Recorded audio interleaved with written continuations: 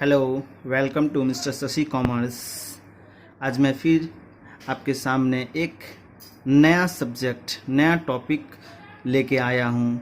जैसा कि मैंने पिछले क्लास में बताया था कि बहुत सारे स्टूडेंट जो आफ्टर 10th कॉमर्स सब्जेक्ट लेना चाहते हैं, लेकिन उन्हें ये नहीं पता होता है कि कॉमर्स में कौन कौन से बुक्स पढ़ने पड़ते हैं। तो आज मैं आप लोगों को यही बताऊंगा कि कॉमर्स लेने पर आप लोगों को कौन कौन से बुक्स पढ़ने पड़ेंगे। तो सबसे पहले जानेंगे सब्जेक्ट्स इन कॉमर्स स्ट्रीम, जिसे हम बोल सकते हैं कॉमर्स स्ट्रीम अगर आप लेते हो तो कौन कौन से सब्जेक्ट्स आपको पढ़ने पड़ते हैं। क्वेश्चन है यहाँ पे, कॉमर्स लेने पर 11th में कौन कौन से बुक्स पढ़ने पड़ते हैं। तो बहुत सिंपल है। सबसे पहले ये जान लीजिए कि कॉमर्स का हिंदी क्या होता है, तो वाणिज्य होता है। अब क्लास 11th हो या क्लास 12th हो, आपको कौन कौन से बुक्स पढ़ने पड़ेंगे तो देख सकते हैं। सबसे पहला बुक्स आपको पढ़ने पड़ेंगे जो मेन बुक के लिस्ट में आते हैं, अकाउंटेंसी पढ़ने पड़ेंगे। अब अकाउंटेंसी में क्या क्या है, तो बहुत सारी बेसिक नॉलेज है।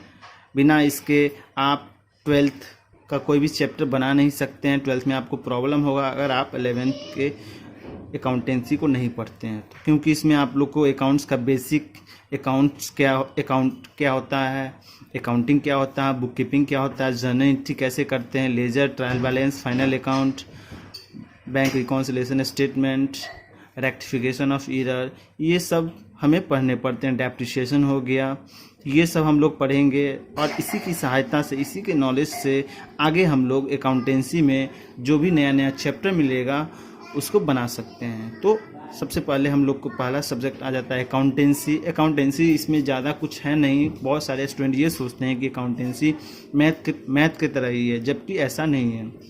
अगर आपका जोड़, घटाव, गुना, भाग ये सब अच्छा है तो आप बेझिझक अकाउंटेंसी बना सकते हैं। साथ में भिन्न का जोड़, भिन्न का घटा, ये सब का ही इसमें कैलकुलेशन है। सेकेंड में इकोनॉमिक्स। सबसे पहले मैं ये बता दूं कि जो 11th का इकोनॉमिक्स है उसमें सिर्फ आपको पढ़ना है क्या, सिर्फ स्टैटिस्टिक्स पोर्शन पढ़ना है। वही 12th का जो इकोनॉमिक्स है उसमें आपको मैक्रो और माइक्रो इकोनॉमिक्स पढ़ना है। जिसमें क्या है, तो मैक्रो इकोनॉमिक्स में आपको इंडियन इकोनॉमी के बारे में जानना है। मतलब हमारा जो भारत का इकोनॉमी क्या है, भारत का नेशनल इनकम क्या है, कैसे निकाला जाता है ना, पूरे होल जो कंट्री है उसका कंजम्पशन क्या है, इन सब के बारे में हम लोग को इकोनॉमिक्स में पढ़ना है माइक्रो के तहत। और वही माइक्रो के तहत हम लोग को इंडिविजुअल यूनिट के बारे में पढ़ना होता है। डेट इज़ एक इंडिविजुअल पर्सन जो है कितना पूरे साल भर में डिमांड करता है, कितना सप्लाई किया जाता है ना, मार्केट के बारे में पढ़ते हैं। तो ये सब हम लोग को इकोनॉमिक्स में पढ़ना पड़ता है। ये क्लास 12th में हम लोग को पढ़ना पड़ता है मैक्रो और माइक्रो, और क्लास 11th में सिंगल आपको स्टैटिस्टिक्स पढ़ना पड़ता है।